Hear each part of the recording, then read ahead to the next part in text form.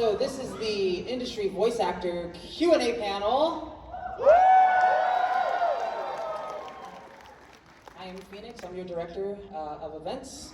I will be hosting this panel for you guys, and the way it's going to work, not everybody run at once, is that we're going to establish some form of a line along this area. If I see anybody get up right now, I'm going to throw a little plushie at you, and it's never going to hit you, it's just going to fall. Thank you. So we are going to line you guys up right here along this edge in this intersection here. It's like, we could do along that wall there. We'll do it along that wall. And you're going to come up, and we're going to bring you kind of in this mid-center area. We're not going to get too close to this front here. You're going to ask your question. Just a couple of ground rules. We're here to mainly have fun. The voice actors are graciously here to be with all of you because they love you and you love them, and we're just here for a really good time. Right? So in order to respect the audience's time so that we can hear as many amazing answers as possible and to respect our lovely guests' time as much as possible, try and keep your questions concise. We are going to politely ask to limit to one question. If you say, I have 2 questions, I'm going to say, great, I'm going to take the first one. And we're going to go from there. Keep it clean, have fun. This is obviously a family-friendly event. So, who's ready? We're going to go ahead and introduce you to all of our industry voice actors. First up, we have Jason Griffith.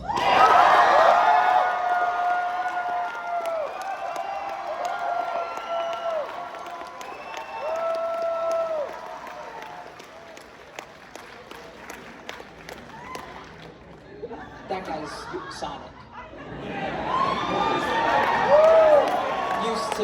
Used to be. Still Sonic right here. Sonic, right? Sonic. Next up, we have the lovely legacy Lisa Ortiz.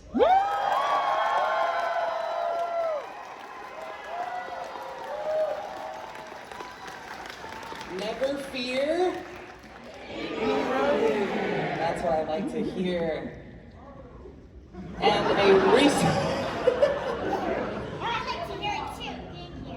And a recent addition to the team. They're 1 year in Sonic as of recently. Your favorite AI, your favorite daughter, Ryan Bartley.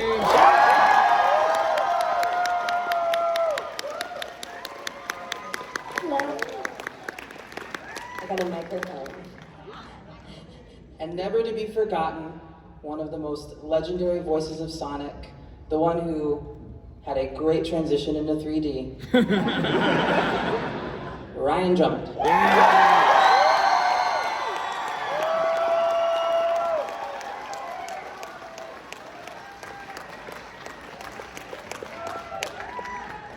This one's gonna be easy. He is the Mike Pollock.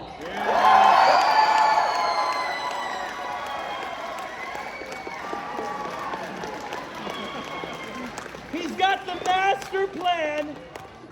Yes, I heard. And now the one that's made you replay the boss over and over and over again to hear that one line when he freezes you in your tracks. Say it with me now. He's Capella.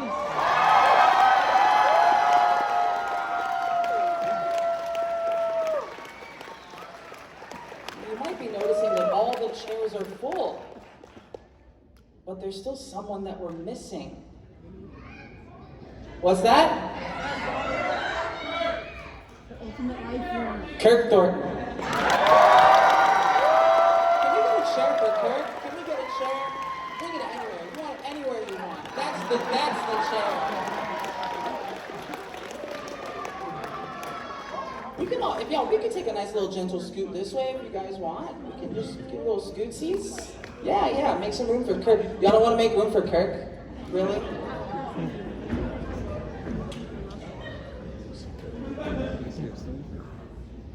So just to give everybody a little bit of a refresher, all of these voice actors have been a part of this franchise for a long time. Even 1 year is a long time. And the best part about it is that, like, one game is all it takes for you to be known forever in this franchise. And I actually want to start this panel off by all of us singing happy birthday. Because Sage is now officially 1 year old. And I think that this is a great opportunity. Are you ready, Ryan? All right, sing it with me now, guys. Happy birthday to you. Happy birthday to you. Happy birthday, dear daughter. Happy birthday to you.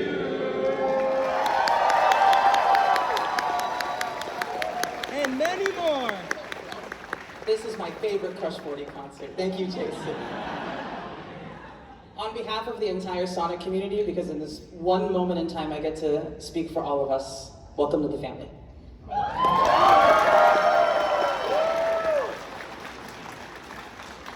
So, we're gonna go ahead and start that line. Don't run too fast, don't run over each other. We're gonna line up right here along this wall. There might be something of a line already. Just be polite, don't run each other over. It's okay. As long as we go pretty speedy, we'll be all good.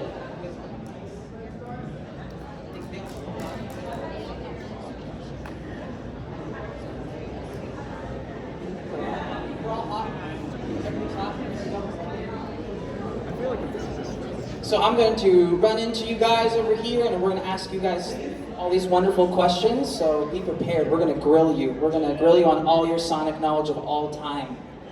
None of us know anything. Well, thank you, good night. All right, I'm going to come run on down.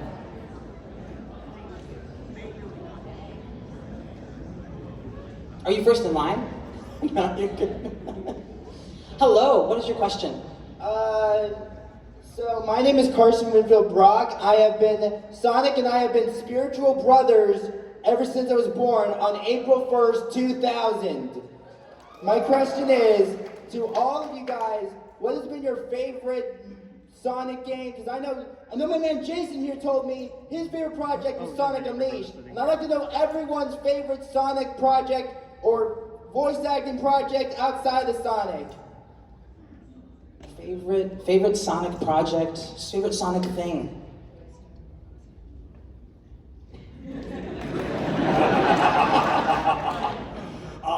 Okay, real quick. Favorite Sonic project was doing Sonic Boom and and the Twitter takeovers. And is it favorite overall project as well? Outside of Sonic, it would be doing Love, Death, and Robots.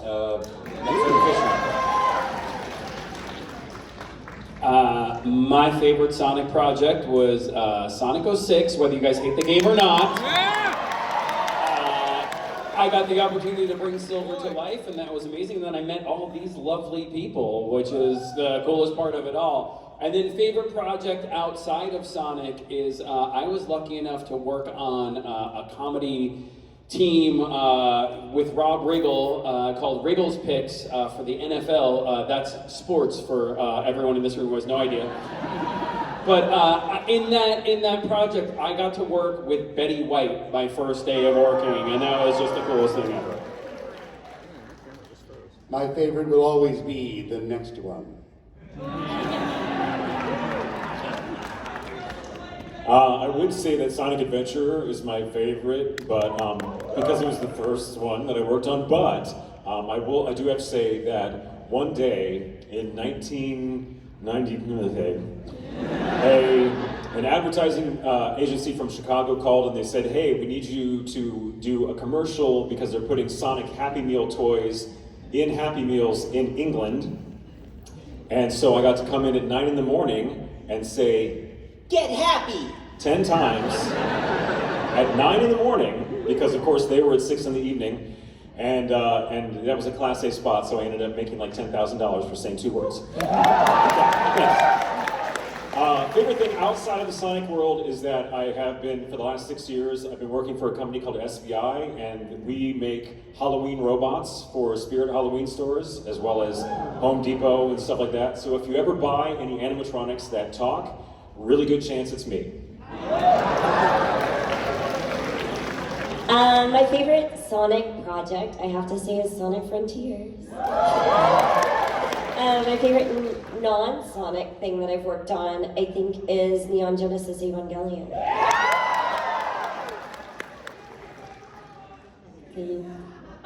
So my favorite Sonic project, which is gonna be controversial, is, but I'll tell you why, is Sonic the Black Knight over there. Yeah. And part of it is also because we had the producers in the room, and when they were giving us adjustments and line reads, the producer from Japan, when he gave me a line read or a line feel as Amy, got down in his suit on his knees to reenact how short Amy was before he could do the line. So I will never ever forget that. It was great. And then my favorite which is, I'm gonna have to say, is Pokemon, especially this year. I got to shuttle Ash, catch him in, and then I got to see him off. So it brought me great joy. I don't know, don't worry, I'm not sure he's gone. Whoa. Yeah, Unleashed is probably my favorite project, but Sonic X started everything for me, so I have to... If it weren't for Sonic X, I wouldn't have a career right now. And I guess love all the games. My favorite non-Sonic thing that I've done recently is Romantic Killer on Netflix. I think that's a good one. And the Vinland Saga, that's another good one. Thank you so much for the question. You're welcome. Hi, my name is Kenneth Silva, and I am originally from Rhode Island. I actually had to ask Ryan this earlier. Which Ryan? Ryan Drummond, the OG. What was your inspiration to get into voice acting in the first place? Should we start down here? Is this everyone? I'll start. Growing up, we were very poor, and in the 80s, all I wanted for Christmas was a video camera, but they were like $3 billion at the time, so instead, every Christmas or every birthday, I would get a voice recorder, and so I imitated all of my family members. My sister and I had like a radio show together, and I channeled all of the creativity I wanted to put into that video camera into the voice recorders. So that really started it, just recording myself and listening back, which I think for any aspiring voice actor is the absolute best exercise you can do. Just record yourself, listen, and improve it.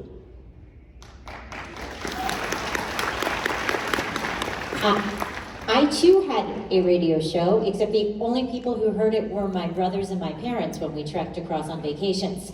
So we would just do chipmunk voices and have like a whole entire radio show with commercials. That's what we did, and I'm surprised it didn't drive my parents insane. But it did, that's true, but we were all so crazy no one noticed. But yeah, the thing that got me into it was actually, I watched the same thing. I watched cartoons in the morning, and mine were, I watched Voltron, I watched Gem and the Holograms, I watched G.I. Joe. I was a huge G.I. Joe fan and a huge Transformers fan. And this would be a problem later in life because I fell in love with both Starscream and Cobra Commander. Yeah, hello, great voice, horrible life choice, just saying. But yeah, so that's what I did, so turn that down. Sorry, I am losing my voice, guys, from talking all day, but also from JJK, which I've been recording. If you have been watching the dub, you know why. But yeah, so I was watching a lot of cartoons as a kid. I actually started doing voiceover as a kid. I worked for Radio Disney. But I was obsessed with Rugrats, Doug, Rocket Power, Fairly Odd Parents. That was the stuff that kind of where I sort of was inspired by as a kid. I'm also a massive Futurama fan. I remember seeing Futurama for the first time, like at a video rental store. They were playing it on the screen, and it was the pilot. It was like the scene where Fry sees the future for the first time, and he's like looking out the big window. And that's how I felt watching Futurama. It was like, dun, dun, dun, dun, like in awe. But one of the most like important to my childhood, I have to call it out, was Pokemon.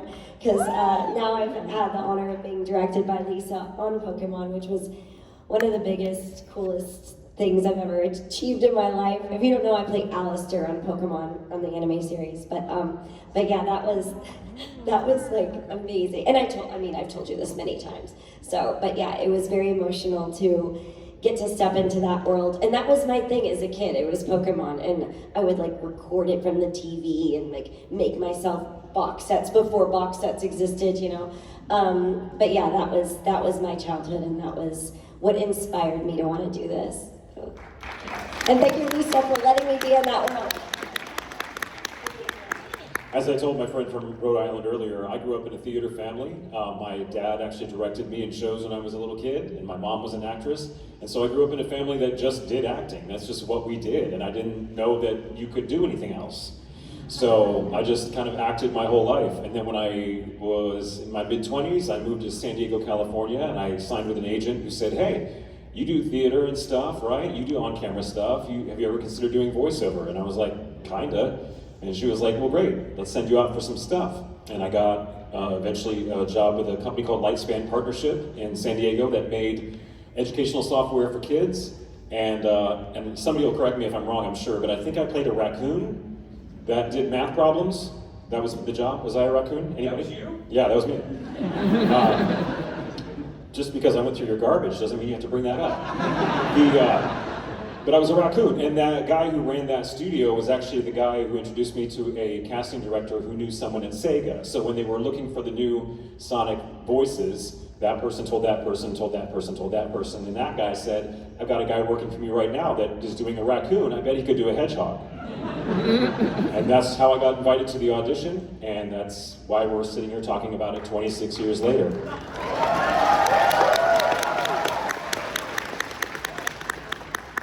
As a kid, I loved radio, listening to it, and I did a school play in 3rd grade, some Greek Roman citizenry thing where the toga and a wreath of fake flowers and leaves. And I really liked the applause for saying, "Hark, who goes there?" or whatever my line might have been. When it came time to choose a career path, I chose radio because it seemed to be a little less unstable than theater, but not by much. Worked in radio, did community theater on the side. Radio kept kicking me to the curb. And when it did so for the final time, I had the opportunity to put together some voices that I did for commercials on the radio, made a demo tape, sent it off to the first gig that anyone noticed was Pokemon, where I had a walk-on when Eric Stewart was directing.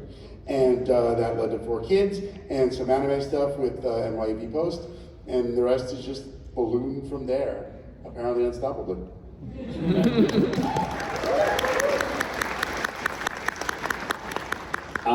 My first movie that I saw, and I was very young, was the Muppet movie in the movie theater. And Kermit the Frog was like one of my heroes. And so I started with like just loving to do Kermit, and I would just do voices all the time. And then, oddly, I didn't know this, Mike, but Mike and I had that same path. I was in radio in college before I knew that there was zero future in radio. And so when I went to New York after graduating college, I was a radio DJ. I was Marvin Goodnight, which is the most embarrassing thing. But it was based off of a Marvin the Martian from Looney Tunes. Is where I got the stupid name from. And then I realized there's zero future in radio, but same exact thing. I had a demo tape and I put it online, and 4 kids found it, and it was, on from there.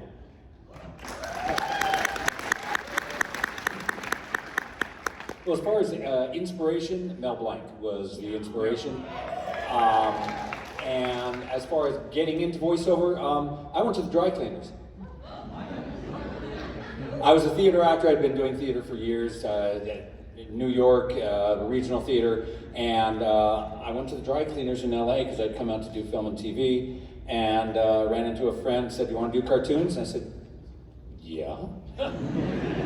And he put me in front of an anime screen, and I hit the first cue, first take, and he said, well, he's a prodigy. And, and I was thinking, he was lucky. And that was it. And it just rolled from there.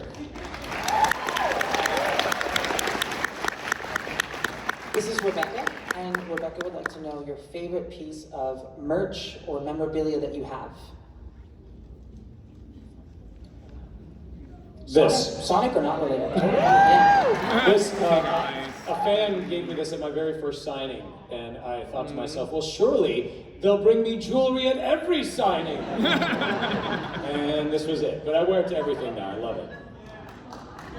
Very nice, very nice.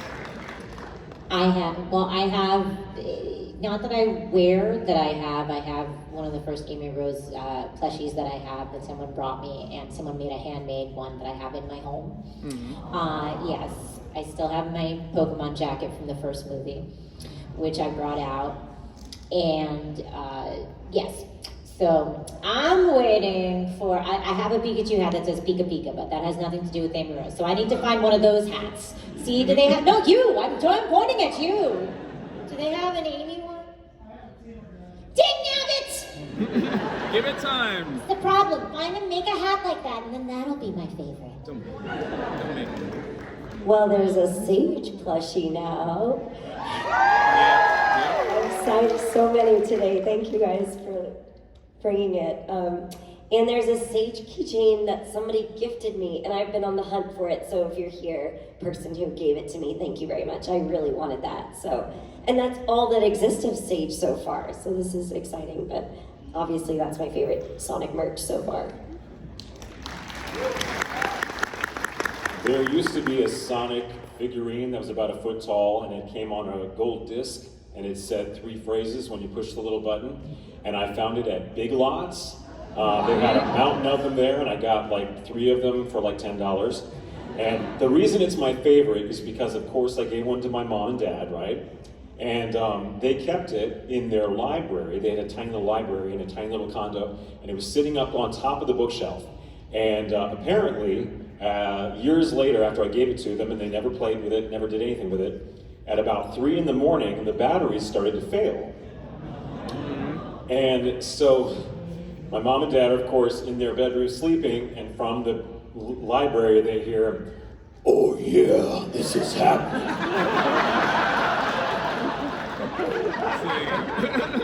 "Ready to roll, champ? Let's go!" And it just freaked him out, and I think my dad went in there with a baseball bat or something and realized it was failing batteries, and that's just my favorite merchandise story ever.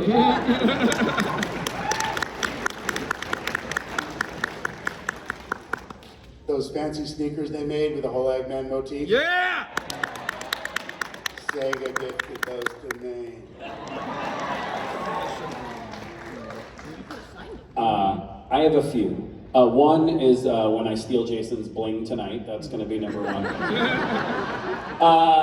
Second one is my buddy Cameron, who's, I assume, here somewhere. Hey, buddy, how are you? Guys, if you're not watching Cameron's YouTube channel, he's awesome, and he's, he does a great voice of Silver. We met, and we had an amazing interview, and we just hit it off. He's just a rad dude. And at Revolution in June, he handed me this picture that made me weep.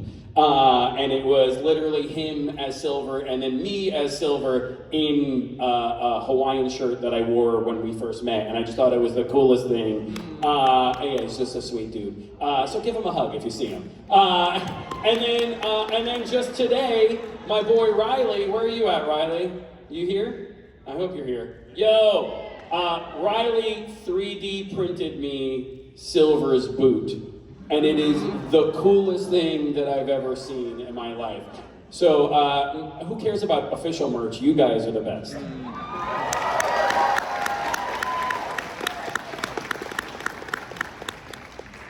Hey, not nearly as cool as all these guys' merch, but I gotta say, Sega, big kudos. They shower us with swag. They are very good with the swag, and they give us 3 nice bottles of wine for Christmas. So that does it for me. Nice. Thank you for the question. So this is Kelvin. Kelvin wants to know if you guys have a favorite character other than the one that you voice in Sonic.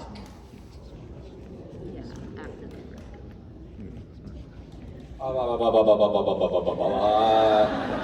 favorite character outside of Sonic or favorite character that we voice in Sonic? So you voice a character in Sonic. Uh-huh. In that franchise, do you have a favorite character other than the one that you voice? That's an interesting question. Yeah. Okay. Does that confuse anyone else? No. What?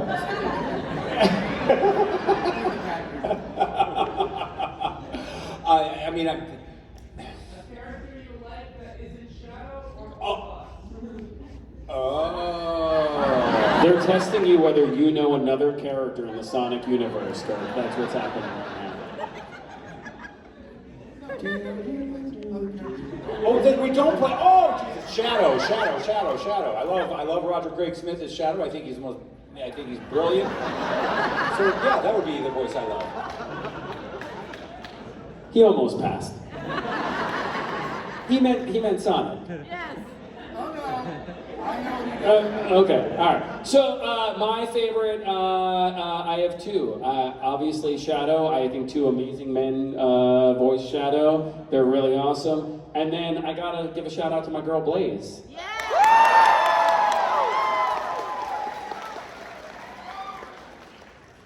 Having first been exposed in Sonic X, in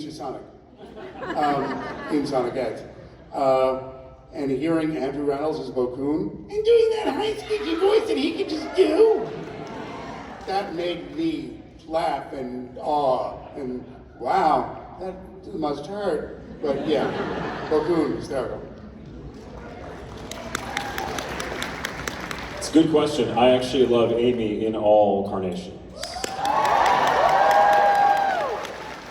I feel like I'm supposed to say Eggman. Yes, you are! I also really like Tails. See, this is where we come in. I feel like I'm supposed to say Sonic, which I do, it's wonderful. But I also love Tails. I really feel like I should say Eggman, but I liked Mike Pollock's Maid from Sonic X. I have no idea what they're talking about. And when they told me it was Mike Pollock, I didn't believe him. I was like, that's not Mike. But I really got to give a shout out to Dan Green as Knuckles, because he's got... Dan's voice is like the quintessential voiceover voice that everybody wants in this business. It's just, it's so smooth. Butter. So smooth. Michaela would like to know if you have a favorite Sonic meme. Oh, Michaela.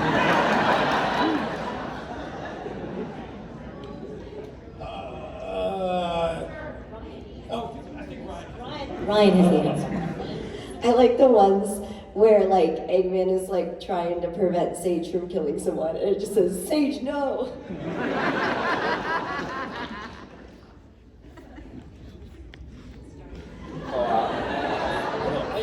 The answer to that question, do I have a favorite Sonic meme? No. My entire career is based off of a Sonic meme at this point. So, my favorite is, it's no use! You guys are so easy. You're so easy. There are so many that could not be my favorite. So if I had to pick one that I can tolerate, well,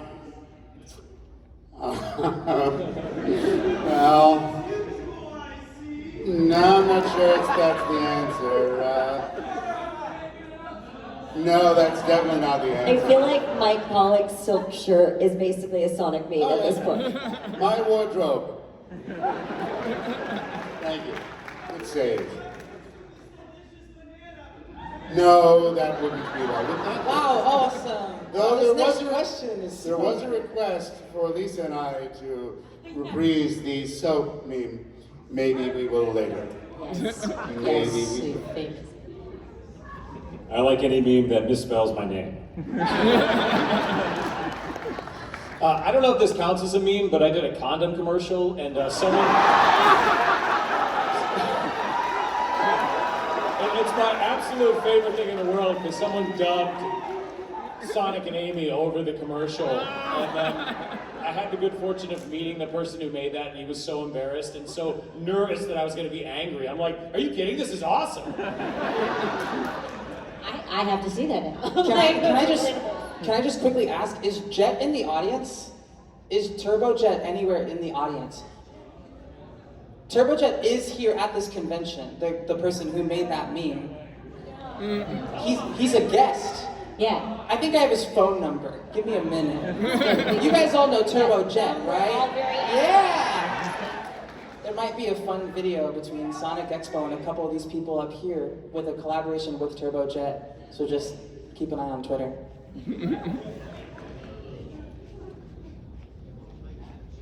James wants to know what the in-booth recording experience is actually like.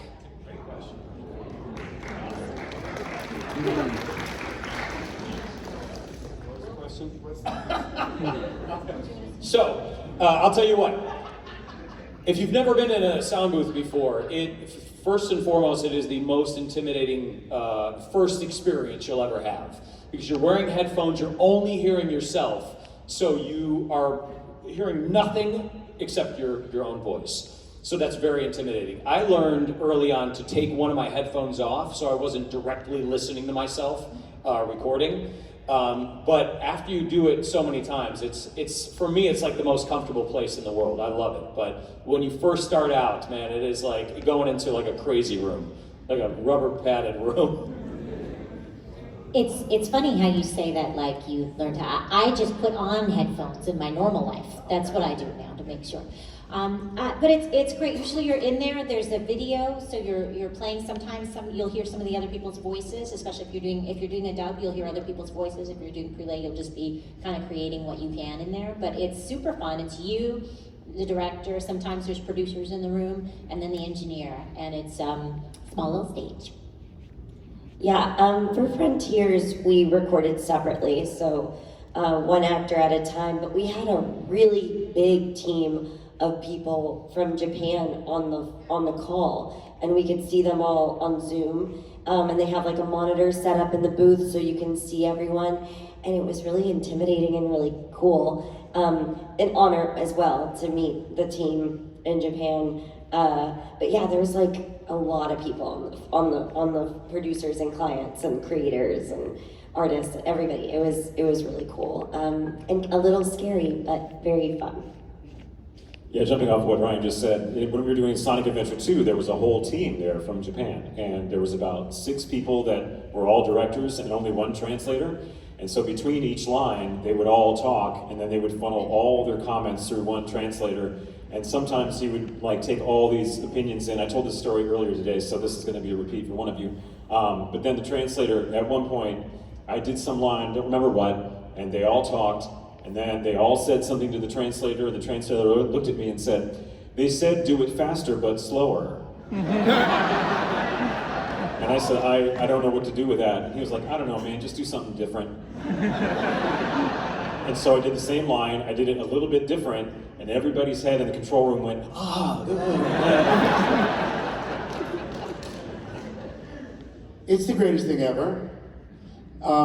It's just like performing in front of an audience of 1 or 2. And if you're lucky, people will laugh at you for the right reasons. They might laugh at you because something went horribly wrong, which is fine, but the best feeling is reading a line of dialogue and hearing remnants of laughter as the talkback mic comes on. And cool, liked it, and we go on to the next line, and that's so cool. We're all actors, and so we're egomaniacs. And being in the booth is an opportunity to perform, and we just want to be. Truly, if you don't have a passion for this thing, we wouldn't be doing it. And so just being in there, in that booth, and just, it's someone saying, hey, we appreciated your work in the audition, we're gonna let you perform the show. And there's no better feeling in the world. And that Ryan's point about like having the Japanese direct, so that's cool. There was no Zoom when we recorded because we're old and you're young. And but when we had the Japanese director in the booth with us for 06 and moving forward, and that was so intimidating because these are like the guys from Sega and they're dressed to the nines in suits, and we're scumbag New York actors at the time, and it was just such a time. I've moved to LA, so now I'm a scumbag LA actor. But it's just such a cool experience to have the people that created this franchise in the room with you and giving you this opportunity. It's lovely. Well, yeah. Oh, there we are. Most of these guys, usually, like with the game, we record individually. But during Sonic Boom and during the Twitter takeovers, we got to work with the cast all in the same room at the same time. So my question is, I mean, you asked what it's like to record. My question is, like with the cast record, were you talking about before or after Mike takes off all of his clothes?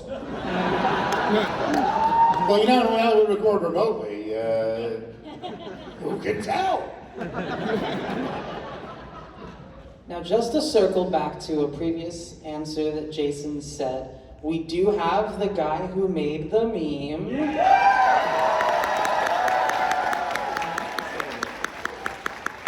Best meme ever. Thank you. So to educate Jed, just a real quick bit, we asked them their favorite meme, and that was Jason's answer. Yeah. I am extremely honored. Thank you, Jason. As am I. I'm actually relieved you're not upset about it. But seriously, just a bit. All right, we can sort it outside later. Yeah. Thank you, Jed. One last cheer for Jed.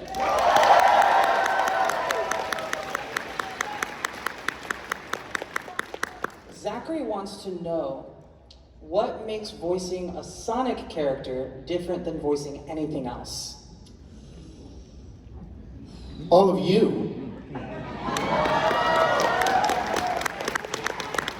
Greatest fan base ever, thank you very much. True.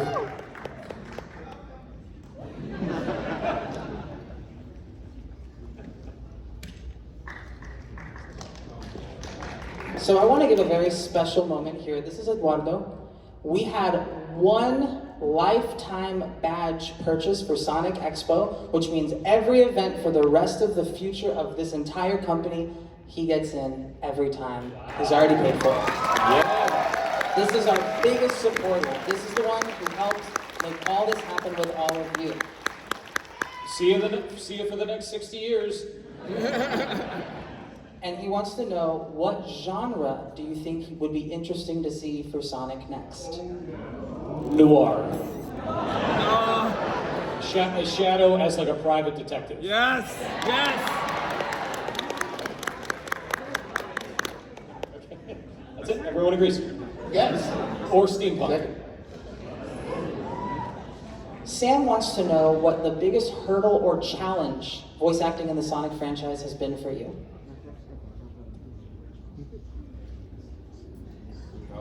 Mine was being in New York in the middle of winter, attempting to voice a character way higher than my normal register with a cold. It's so 06 was hundreds of pages of dialogue, and I sound like this, and I had to sound like this, and I was so sick. And so to know that tea and honey could save you. But yeah, it's you can ask any of these guys, no one's just standing in the booth doing the voice. We're all actors and we're acting this thing out. We're like, you're just moving, and it's a lot of effort. And so to know that this is like very taxing on your vocal cords, and sometimes they want you to do stuff that is not comfortable for or healthy for your actual vocal cords. So it's really just to put in this as like a full-time job is the most challenging thing for me. Yeah, there's that. Shadow's not real challenging. He's a pretty quiet guy, so yeah, I'm gonna pass to other people.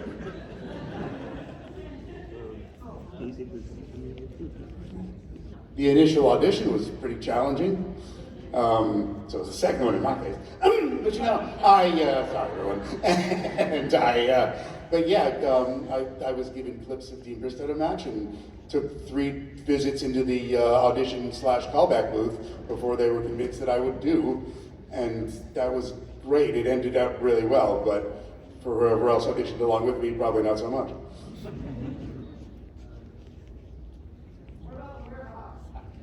Alex wants to know if you have any crazy outtakes stories.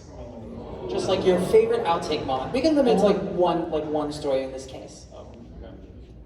I kind of have one. So when we were recording Shadow the Hedgehog, oh, you guys know it? Oh, Jason. Shadow does say damn in the game, but they weren't sure what the rating was going to be at that point when we were still recording it, and so they had Shadow say a lot worse than damn. So somewhere out there on a DAT tape or something is me cursing much worse than damn. They're like, just in case, we'll just get this in case. And that was cool because it was my first video game recording experience, and I'm like, I get to swear? This is awesome!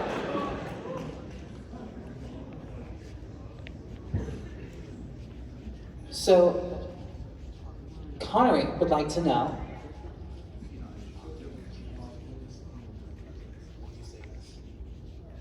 I think I know this answer, and I want you guys to all say it together. If you were given a chance to come back, for those who are not in the franchise right now, would you do it again?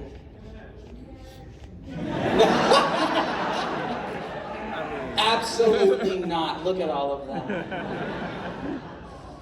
I like Kirk too much, you know, I want him to stay Shadow. I think in the world of the multiverse, I think there's a world where all of you could have a moment to be together.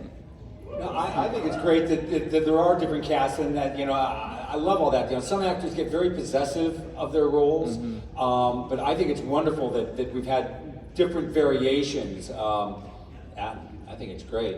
And I was told once I was going to go into a session and I couldn't remember. It had been so long since I had done Shadow, so I went on YouTube to pull up my voice so I could remind myself. And I made the mistake of reading the comments. And so just for the next Shadow, I got one note that if I ever get tired of doing Shadow,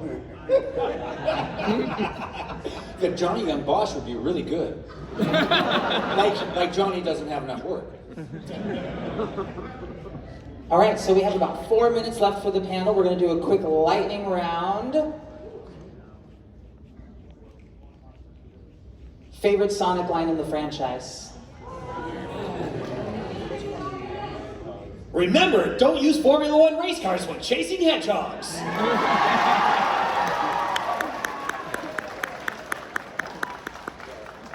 Never fear, Amy Rose is here. Or Sonic! A family born of love and not genetics, everything I want. That's so many, but I'm gonna have to pick. Yeah!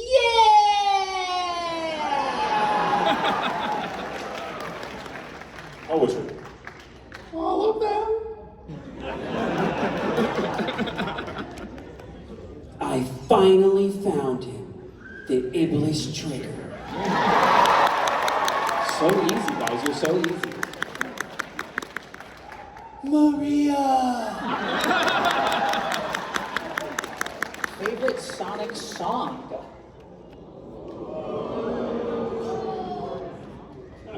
Once again, we're testing you. I only know one, and that's Dreams of an Absolution. So, my one got me a cheer. For the sake of convenience, I guess I'll say I am the Eggman. I signed a couple vinyls this morning, and I saw there was a song in there that was called Pumpkin Soup or something like that, for Pumpkin Head. I was like, Pumpkin, I've never heard it, but it's my favorite song. Dear Father, And this over here, I listen to the symphony. It's the Sonic Symphony, but I'm gonna. It's great. I like California Love by Tupac. And Supersonic by Jamiroquai. That's my Sonic song. Any differences between voicing in a video game compared to television? Yeah. Television for Sonic was all dubbing, so it was already animated. So we had to match the lip flap, and the video games were all prelay. So we basically got to determine how long the line was within reason and the rhythm and everything. We didn't have to match a picture for it. Good answer, Jason. Thank you very much. Yeah, good answer. I'll be here all weekend. If you could voice anyone else than your role, who would you voice in the franchise?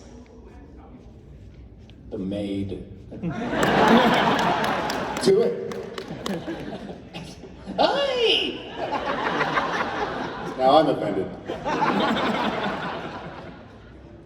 I would say I'd do a mean Eggman, but it would be mean to hear me do Eggman.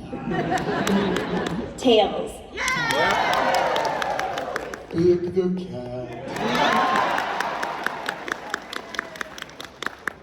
Oh, cool, if it wouldn't kill me.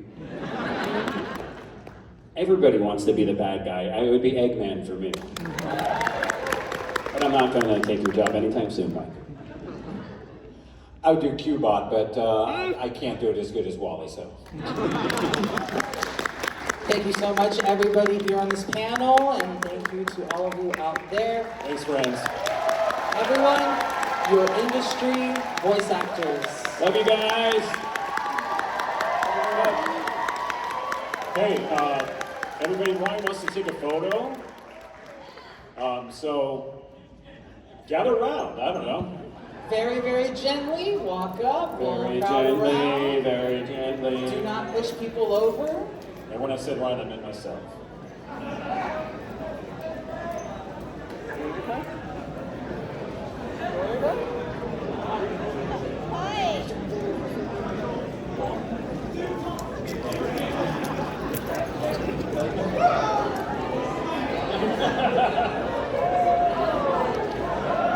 You blinked.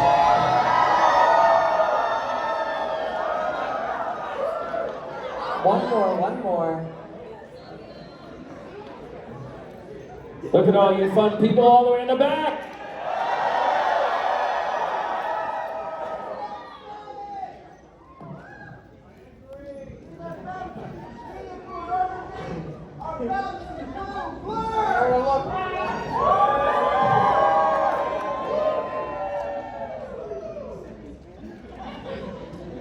This one. Ryan, turn around.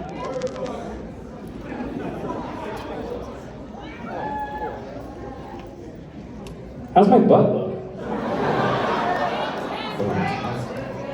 Thank you.